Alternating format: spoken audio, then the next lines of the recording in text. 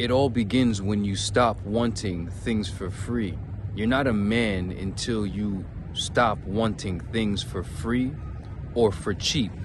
Real men pay the price. They pay the price, they pay the price in full, and they pay gratuitously, lavishly, for some extra embellishment's sake. Whatever you why your world is yours. So many of you are going to be slaves, and I'm telling you, you are already slaves. You're already living a restricted existence, right? It's only going to get worse. The older you are and the more you off-put your responsibilities in life to be an upstanding soul, the more your life is going to be restricted and constricted. People ask me all the time what changed. I said, fuck it, I'm going to do it and earn it myself. So many of you, like I said in the previous video, would rather be broke than to get a fucking job. When I was about 18, first year of college or some shit, I always wanted to work. I always wanted to make money. Since I was like 15, 14, my pops kept putting me in, oh no, Ferguson school, all this other shit. Fuck him. I'm going to get a job. Fuck this shit. I'm going to get some money. Nobody had to tell me to go do this shit. The fact that a lot of you need to be told to go do this shit already renders you out of the game. You're already going to be amongst the lame of the lame. It's just what it is. But for the individuals who had the personal initiative like I had from young to go get it, to not be without it, right? It's not even about going to get it. It's about not being without it. I remember when I was 18, I went to go get the job. I was first supposed to work with my Uncle Ralph. And he had a couple restaurants and some shit like that. And I was down to do deliveries. Why? Because I recognized my neighborhood had so many different people I never met before. And I was cool just being able to meet people door to door. In my mind, I'm like, that's a great ass out. I'm just like, hey, fuck it. I get to meet mad new people. Who can I meet? You know what I'm saying? And not about the opportunities on the other end. It's just like I was really interested in meeting people. I'm a young man, young 18-year-old. Like, what the fuck? I just got out of high school. So I was just interested in meeting people.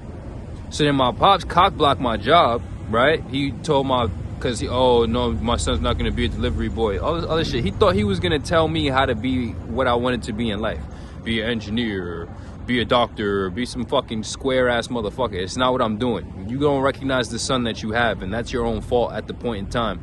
But now I'm so successful at this point that it's just like baffling to see that, damn bro, you really have a legendary son. Anyway, I go, I'm going to get the job. He cock blocks the job. I show up for the job. Dude, Ralph is like, Pop said not to do the job or some shit. So I'm like pissed off. I'm literally pissed off. And I'm walking back. I go down South Portland. I get to DeKalb. I'm walking up DeKalb. And back then, right now, it's called some other shit. But it used to be Madiba. Everybody who knows Madiba is, they know Madiba. So it's about Madiba. I make a left at Madiba, across the street from 113 on Carlton. I see this hole in the wall. It don't got no sign. It don't got no business sign, no name of the place, none of it. It's just windows. And I see people that's bustling. There's a little cafe, whatever, restaurant. So I walk in. I'm like, is there a manager here? Like, I'm pissed off because I was supposed to get a job. I'm trying to get my money. Right? You were talking about personal initiative, just going to get it, not to be without it. So I walk in the spot. I'm like, is there a manager here? So it happened, I'm still standing in the door. He's standing behind me, coming in the door. She's like, he's right behind you. I'm like, boom, can I talk to you outside for a second? I don't know. It sounds kind of weird, but I'm just a very direct person. I never had ulterior motives. I never move funny. I never move not up front. I've just always been like that. So I communicate direct. A lot of people not like that. So when you say shit like that, that could mean some other shit. But I know what the fuck I meant. So I pull up outside. I'm skinny as fuck anyway. He probably handled me at that point in time anyway. So it's like, all right, whatever. So I go outside. I'm like, are you hiring? I'm a young college kid, freshman in college, looking for a job. He's like, all right, you could come through on this day, bust tables, wash dishes. Fine, I don't give a fuck. Get money. You know what I'm saying? So many people have this false narrative that it's better to stay broke than to get a job, or this, they hear like certain people say like, oh, I never had a job, I always was a hustler or some shit. Like, my nigga, maybe that's you, but there's a lot of people who haven't been born into certain minefields or whatever the fuck, and you don't listen to these people and stay broke. You go get your ass a fucking job. Whatever your world is yours, and then from there, you realize the experience that's gained in the individual you have to even become to learn how to work and earn your own shit. I remember when I first got paid the first time, bro. It was probably like $70, $80 under the table for a couple hours of work. Bro, I felt like the fucking man, you feel me? Whatever your world is yours. So I say all of that to say, don't ever feel like being broke is better than going to get a fucking job. You're a dumbass. You need to go get some money. You need to get money so that you can actually invest in yourself and make leaps and bounds. So many people are not willing to go earn what they need to go earn. And that's the point of this video. The point of this video is you're not a man until you stop wanting shit for free or shit for cheap or shit for less. When did my true manhood begin? When I said, fuck it, I'm gonna do it myself. And since then, YWY has been operated fully by myself, as myself. Everything has been done by Sheikhy Chic. There's nobody doing shit for me.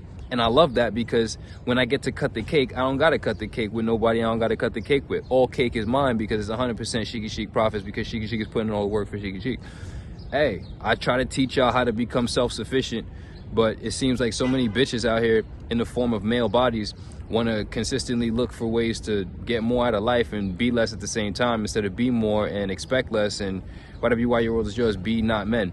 So fast forward, it's just, you got to be able to, I'm reflecting on all the times I rode my bike in the snow. I rode my bike uphill, downhill, in blizzards and rain and sleet and snow. I got my face covered like this. I'm looking through my eyes. Like, so many things that I was willing to do that these motherfuckers wasn't. And I pay attention to where I'm at in life right now. It's like, when you get money, you're not going to teleport to the 17th dimension. When you trip acid and fucking eat a bag of shrooms, you're not going to teleport to the 15th dimension. You're going to be right here on Earth. So even when I'm at the top and I'm sitting in a fucking condo, it's like, where are you gonna go? You're here. You know what I'm saying? There's money and drugs don't change shit. You have to recognize that you're the solution. You are the problem and you are the solution. You're not a man until you decide to stop wanting things for free. You're not a man until you decide to learn how to earn it for yourself. And the joy and the pride is in learning how to earn it. And ultimately, what you want to do, because everybody's always focused on money, is learn how to earn your own self-respect. It's self-respect over anything. It's not even about getting anything. It's about not being without anything. I don't need to get my self-respect. I just can't live without it, right? So it's like, people talk about getting money. It's just not to be without it. You niggas don't have it. You know what I'm saying? So consider the vibrations raised. I remember days where, you know, this shit just talking about his barista days. You know what I'm saying? Motherfuckers in the kitchens, I'm doing this, I'm motherfucking cleaning those rubber mats that's behind the counter so people don't slip on the floors and shit, them rubber mats with the holes in them. Yeah, I'm cleaning those, keeping the gunk out.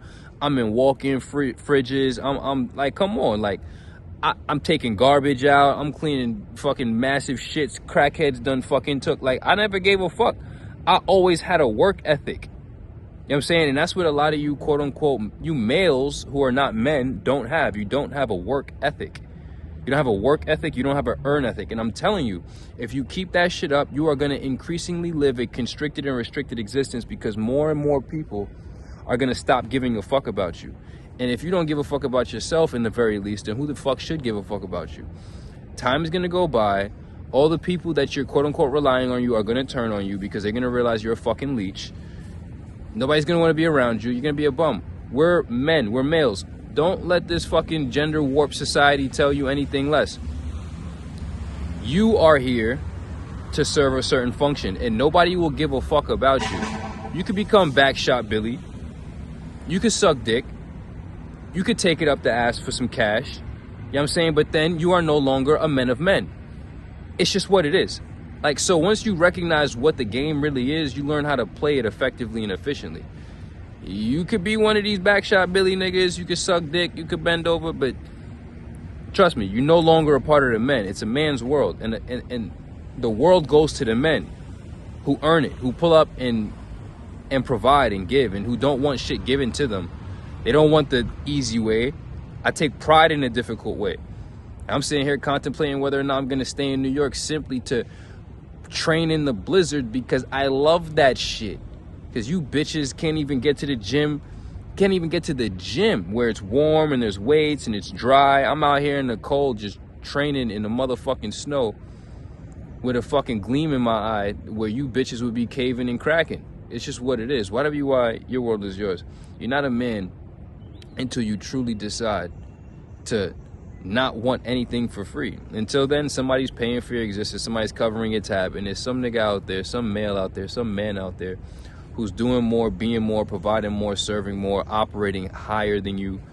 And that's where society gets led by. Consider the vibrations raised: sober, fit, enlightened, and rich. This is just what it is. But if you're not sober, then you're already an inferior male. If you're not fit, you're already an inferior male. If you're not enlightened, you're an inferior male. It is what it is. You have to work on yourself. And I'm saying men, women, same shit. It's about the soul, bro. Once you get to a certain level of spiritual sight, you realize it's all about different souls. You know, just fucking losers everywhere you fucking look. It's so fucking easy to just pay attention to life and circumspect and reflect on life and realize how many fucking losers actually exist, and then choose to never be a fucking loser, bro. Or stay a slave, and I'm telling you, your life is gonna be harder and harder and harder. It's just what it is. So many of y'all just get caught up on working out. I see these niggas working out, talking about getting money. Bro, you're broke. You have no wealth. You have no money. I don't give a fuck what y'all niggas is talking about. So I don't overemphasize the workout anymore. If I peel back my shirt, you already know what the fuck is going on. Everybody who follows me understands that I don't miss. I show up 444. I'm like 750 something and 0 unself-defeated, right? So all you self-defeating souls, I thought it was you versus you, and you losing against you, motherfucker. You know what I'm saying? So showing up every day for the people, irrespective of anything, bro. I never miss for the people, bro. I never miss for myself. Workouts, 5 a.m. in the gym on the dot, consistently, never missing, bro.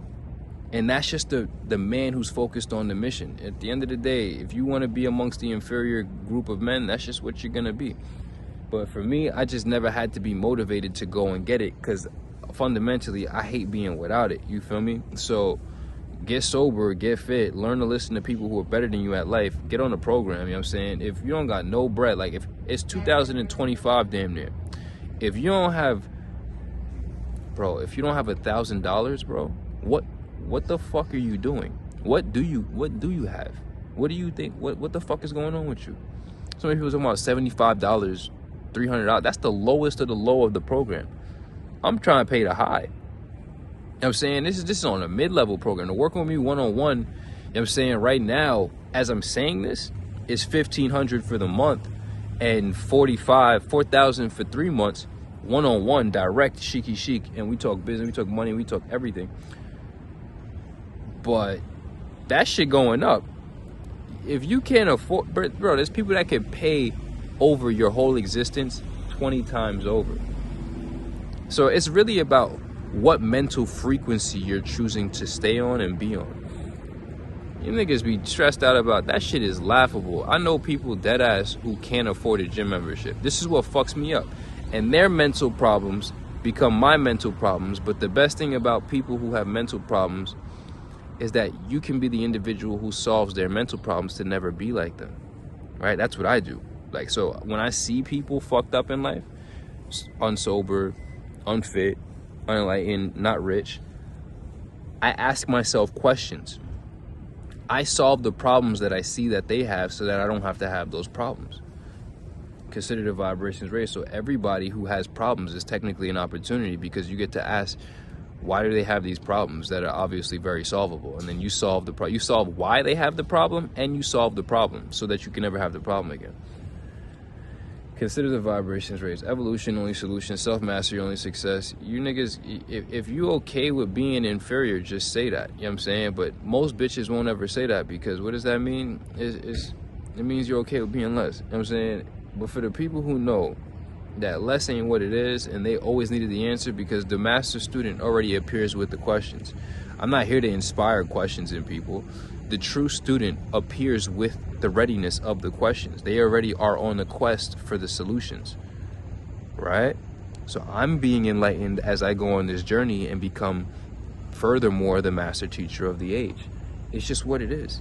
Why your world is yours: sober, fit, enlightened, and rich. You have to ask yourself, are you going to be a man of men, or are you going to be among the inferior men? It is what it is. There are many males on this planet. There are very few men. Consider the vibrations raised.